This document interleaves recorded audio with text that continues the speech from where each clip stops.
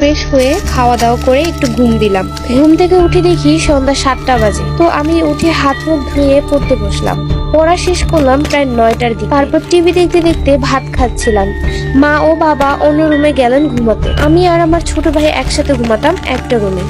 ভাই ঘুমিয়ে পড়েছে, আমি খেয়ে আবার পড়তে বসেছিলাম। তখন রাত প্রায় 12:30। চারদিকে শুনশান নীরবতা, কোনো আওয়াজ নেই। হঠাৎই কান্নার শব্দ আমার কানে ভেসে আসলো। সেই মুহূর্তে কারেন্টও চলে গেল। তো আমি ভালো করে খেয়াল করলাম, কান্নার আওয়াজটা ঠিক নিচ থেকে আসছে।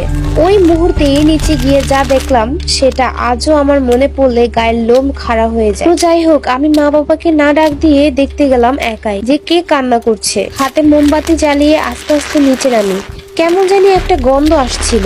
একটি বাসার দরজা খোলা, ওখান থেকে একটা সাদা কাপড় পরা লাশ শুয়ে আছে। আমি নিজে আমার চোখকে বিশ্বাস করতে পারছিলাম না। কেউ যেন আমার নাম ধরে ডাকছে।